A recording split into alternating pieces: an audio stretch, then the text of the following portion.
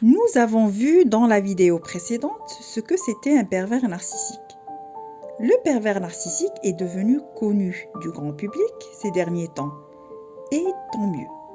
Parce que ce genre de personnes agissent bien souvent loin des regards et s'efforcent à construire une image lisse et presque parfaite d'eux-mêmes devant les gens. Et c'est là l'importance de s'en méfier. En fait, dans leur quête d'acquérir cette image parfaite, ils laissent souvent des indices qui sont très ignorés. Car nous nous focalisons sur leurs paroles et leurs fausses émotions plutôt que sur leur comportement. Maintenant, pourquoi faut-il se méfier de ces gens-là ?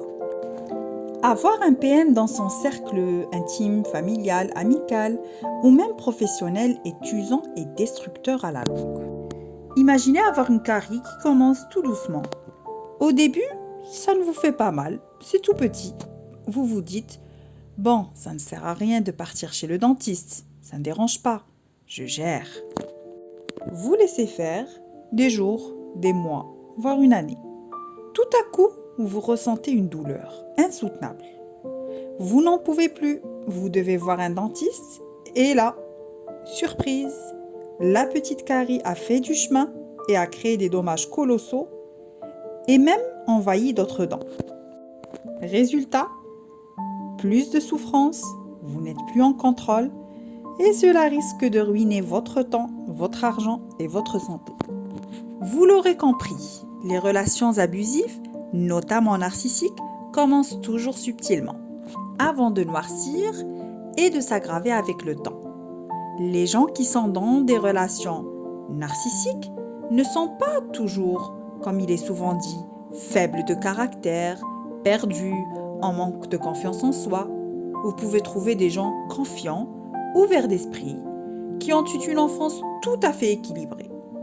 Le dénominateur commun serait que ces personnes sont foncièrement bons ou qui ont une bonne réputation, ce qui serait la part préférée du narcissique.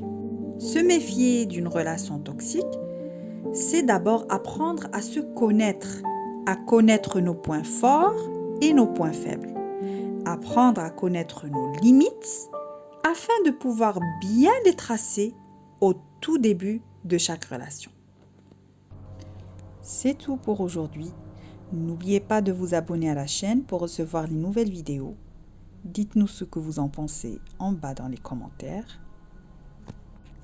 Vous trouverez plus de détails sur le sujet gratuitement sur le lien en bas dans la description. À la prochaine fois. Entre-temps, dites non à la violence et épanouissez-vous.